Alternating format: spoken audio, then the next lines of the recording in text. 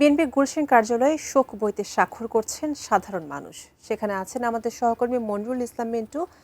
যুক্ত হচ্ছে এখন তার সাথে। মিন্টু, গুলশানের সাধারণ মানুষ, বিএনপি নেতাকর্মীরা যারা আছেন তারা শোক বইতে স্বাক্ষর করছেন। বর্তমানে কি অবস্থা সেখানে দেখতে পাচ্ছেন? সর্বশেষ পরিস্থিতি একটু জানান আমাদের।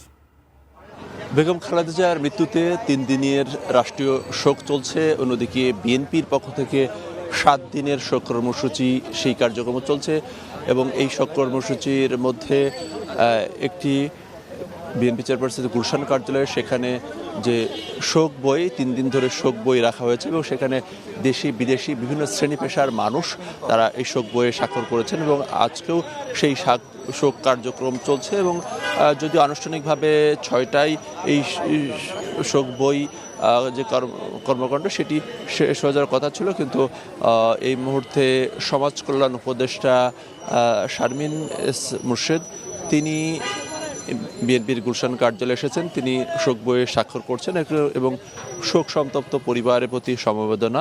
অন্যদিকে জামাত ইসলামের আমির ডাক্তার শফিকুর রহমান তিনি 6:50 গুলশান কার্যালয়ে প্রবেশ করেছেন এবং তিনিও জামাতের পক্ষ থেকে জানানো হয়েছে শোক সন্তপ্ত পরিবারের প্রতি সমবেদনা এবং তার আত্মার শান্তি কামনা করার জন্য তিনি এই গুলশান কার্যালয়ে এসেছেন। এবং এই মুহূর্তে কিন্তু বিএনপির ভারপ্রাপ্ত চেয়ারম্যান তারেক রহমান তিনিও কিন্তু এই গুলশান কার্যালয়ে রয়েছেন। তিনি 4:45টার দিকে এসেছেন।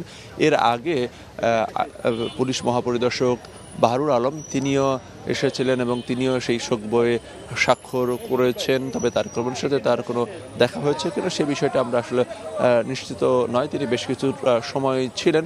তবে জামাত ইসলামের আমির তিনি বের হয়ে আসলে আমরা গণমাধ্যমের কর্মীরা তার সঙ্গে কথা বলার চেষ্টা করব।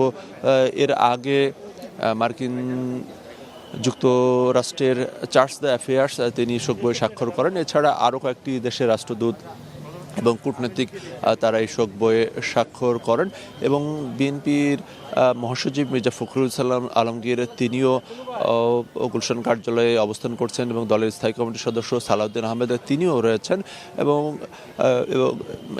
বিএনপির বিভিন্ন পর্যায়ের নেতারা তারা আসছেন গুলশান কার্যালয়ে, তারা বের হয়ে যাচ্ছেন।